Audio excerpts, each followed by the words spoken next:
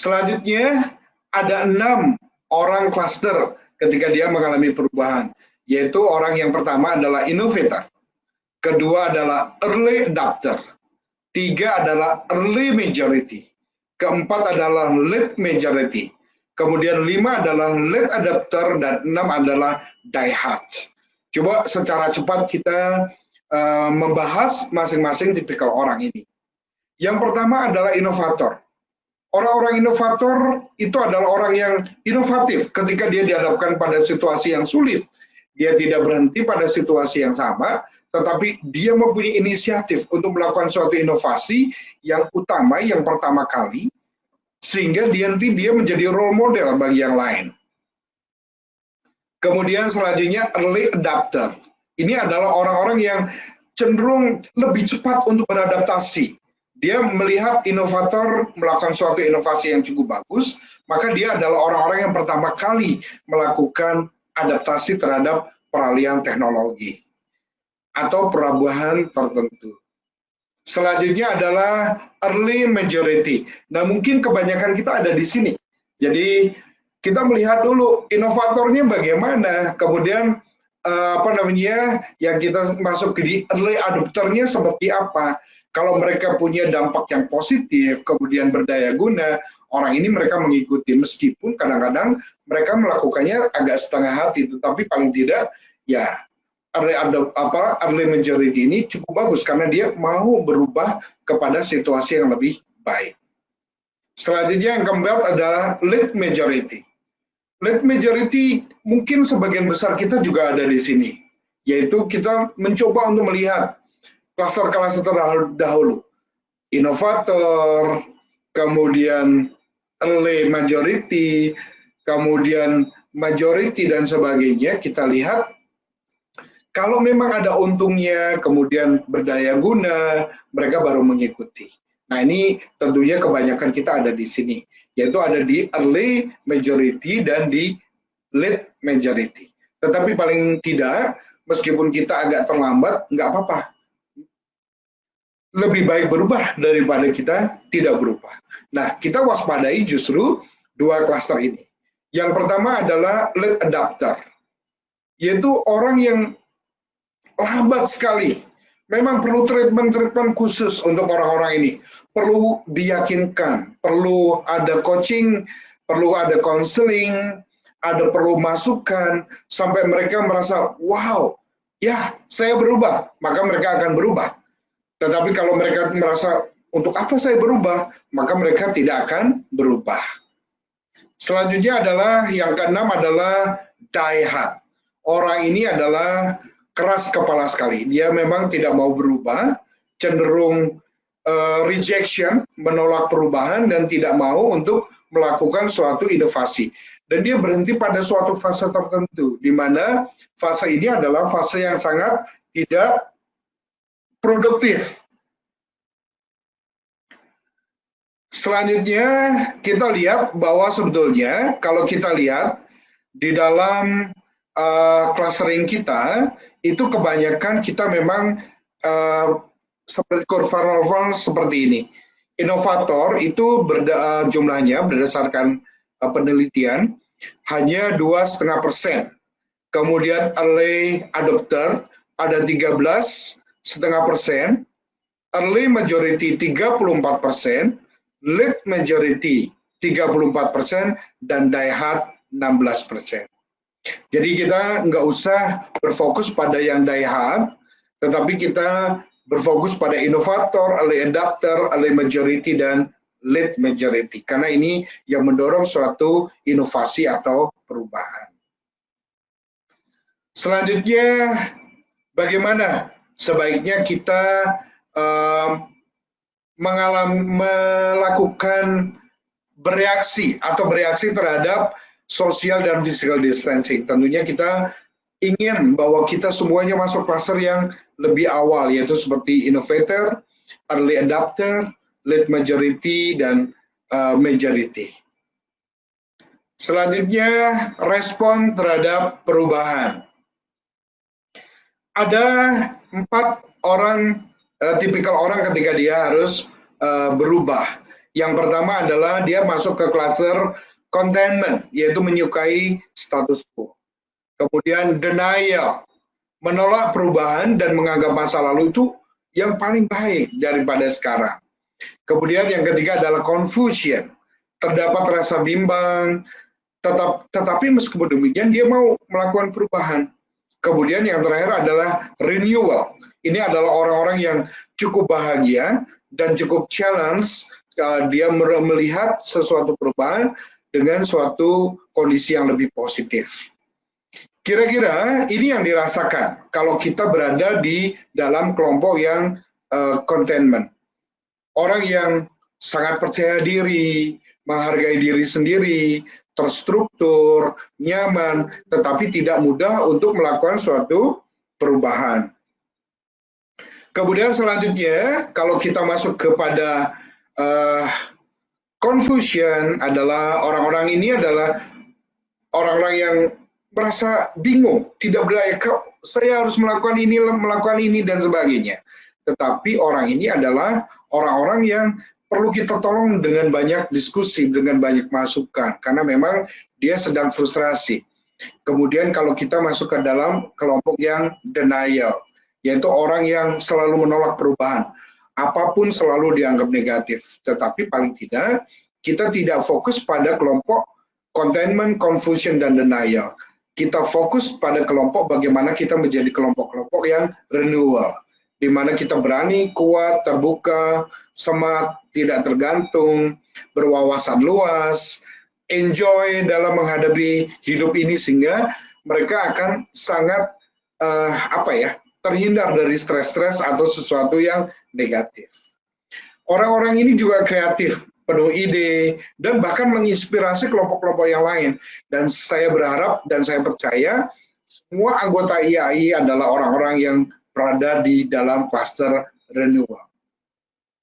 Nah, ini adalah juga diskusi, silahkan nanti kalau ibaratnya kotak-kotak ini Bapak Ibu sekalian ada di cluster yang mana saat ini. Kemudian apa yang perlu kita lakukan?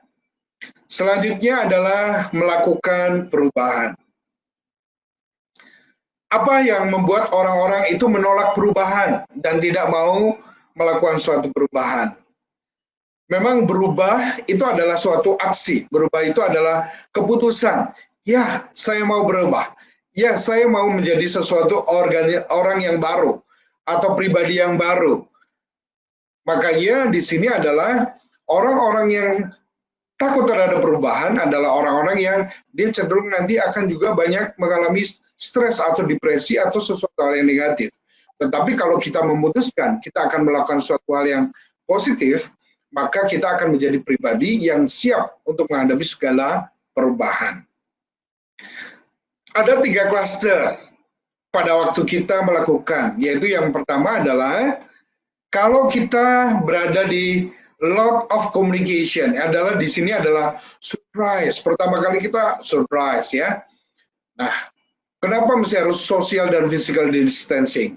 Biasanya kita mulai dengan denial. Kemudian kita juga ada rasa marah. Kemudian kita berusaha juga bernegosiasi. Kenapa sih mesti begini? Kenapa sih mesti begini dan sebagainya. Nah, kalau kita masuk kepada klaster yang seperti ini, maka yang perlu kita lakukan adalah kita akan lebih banyak berdiskusi, baik itu dengan orang terdekat atau dengan ahli-ahli tertentu, di mana kita bisa berdiskusi dengan mereka. Kemudian kalau kita bisa melewati fase ini, biasanya fase pertengahan kita mengalami suatu depresi. Ketika kita depresi, apa yang kita lakukan untuk orang-orang depresi? Jangan terlalu banyak bicara, jangan banyak counseling, tetapi apa yang perlu kita lakukan? Kita support secara emosional. Bahwa social dan physical distancing ini adalah sesuatu yang baru. Sesuatu yang penuh gairah, penuh opportunity, penuh tantangan. Sehingga nanti kalau dia depresinya berkurang, dia akan bergerak kepada klaster di mana dia mencoba mengevaluasi perilaku-perilakunya. Apa yang harus ditinggalkan, bagaimana perilaku yang baru, kemudian apa yang harus dilakukan, dan sebagainya. Memang pada waktu evaluasi setelah ini kita akan ada trial and error. Ya nggak apa-apa. Tidak semua hal itu bisa plug in atau bisa berubah begitu saja. Tentunya membutuhkan waktu, membutuhkan situasi di mana kita bisa berubah. Tetapi semakin banyak trial dan error, maka dia akan mendapatkan pengalaman. Apapun yang mereka dapat secara positif, mereka akan berubah. Selanjutnya, ketika sudah melakukan trial dan error, maka mereka akan berkomitmen terhadap suatu perubahan. Nah, kalau kita berada di cluster evaluate, kemudian trial and error dan komitmen, yang kita lakukan kepada mereka adalah direction, guidance, do's and don't. Apa yang boleh, apa yang tidak boleh, apa yang sebaiknya dilakukan dan tidak sebaiknya dilakukan. Selanjutnya, nah, ada 7 langkah mengelola marah. Yang pertama memang dengan situasi sosial dan physical distancing ini, kita diharapkan membuang semua hal-hal buruk atau topeng-topeng dalam diri kita. Kita identifikasi masalahnya, apa yang harus kita lakukan, perubahan apa yang harus kita lakukan.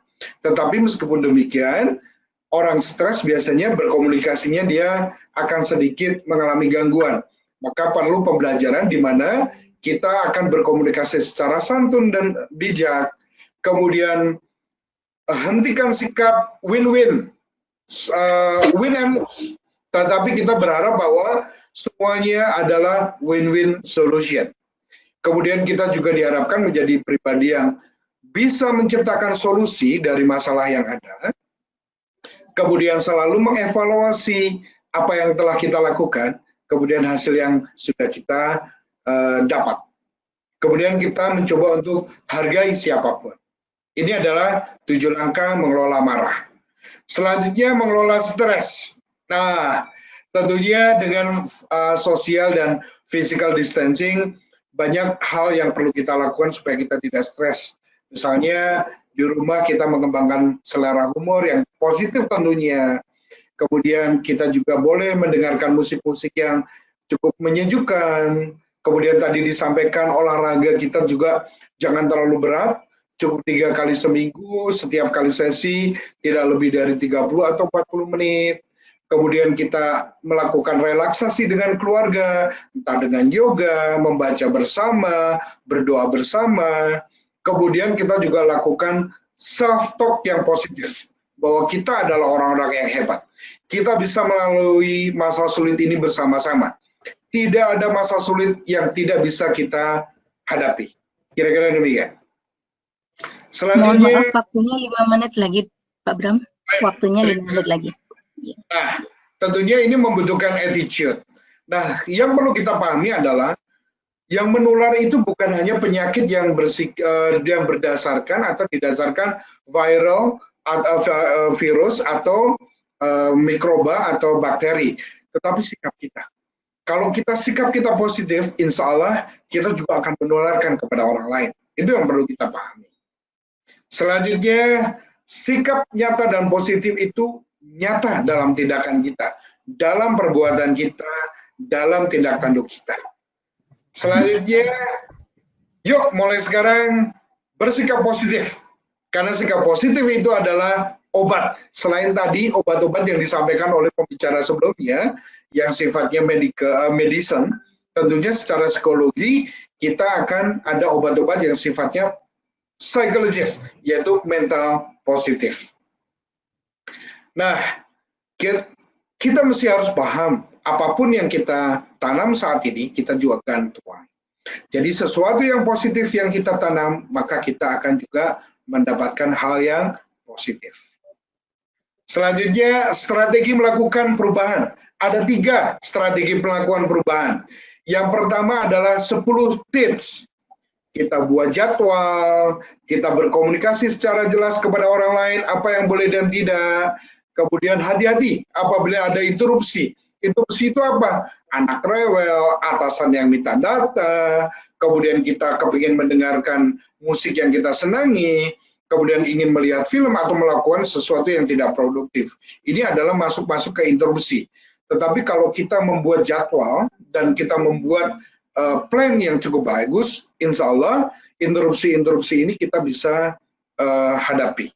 Kemudian kita juga sudah terbiasa berhubungan sosial melalui online, belajar online, diskusi online, kemudian kita bertatap online dan sebagainya. Kemudian kita punya waktu buat diri kita pribadi. Bapak Ibu sekalian, bukan berarti dengan kita social dan physical distancing dan kita beraktivitas di rumah 24 jam waktu kita untuk bekerja, bukan. Ada waktu kita bekerja, ada waktu kita untuk diri sendiri, ada untuk keluarga dan masyarakat. Kemudian ciptakan rutinitas-rutinitas yang positif, yang tentunya produktif. Ini adalah tips yang pertama. Kemudian yang kedua, buat stress diary. Jadi apa sih yang membuat kita stres setiap hari? Kemudian apa yang sudah kita lakukan? Kemudian hal ini penting buat kita supaya apa? Kita bisa mengidentifikasi penyebab stres, kemudian kita juga bisa membuat strategi yang bagus ketika kita akan mereduce atau mengurangi stres yang ada. Selanjutnya adalah gratitude journal. Kita harus bersyukur Bapak Ibu sekalian. Tidak semua hal buruk dalam diri kita yang kita hadapi. Ada banyak hal baik yang kita terima. Maka paling tidak kita membuat atau mensyukuri apa yang didapat hari ini. Ya, misalnya tidur nyenyak, kita berhubungan dengan keluarga, menikmati rumah dan sebagainya. Nah, saya mensitir quote dari John F. Kennedy, "As we express our gratitude, we must never forget that the highest appreciation is not to utter words but to live by them." Jadi kita hidup berdasarkan rasa syukur itu. Nah, di sini setelah kita diskusi apa yang harus kita lakukan, coba kita catat apa sih yang ingin kita dapatkan dari diskusi ini. Nah, untuk mencatat memori, saya rasa tidak perlu dicatat karena nanti saya percaya kepada panitia dari IAI akan sharing modul ini kepada Bapak Ibu peserta. Silakan. Kemudian kita juga mengidentifikasi tindakan-tindakan nyata yang akan kita lakukan. Nah, ini adalah diskusi kita. Saya tutup dengan quote. Setiap orang berpikir bahwa dunia harus berubah untuk dirinya, tetapi jarang yang berpikir bahwa sebelum dunia berubah, maka dirinya harus berubah. Itu yang perlu kita lakukan. Nah, seperti halnya berikutnya, kita mendengarkan musik seperti ini, ya. Musik-musik indah yang kita bisa dengarkan, kita nyanyikan bersama-sama. Demikian diskusi saya, semoga bermanfaat. Mohon maaf karena waktunya sangat pendek. Waktu saya kembalikan kepada pembicara. Terima kasih, selamat sore, sukses buat kita semua. Tuhan memberkati.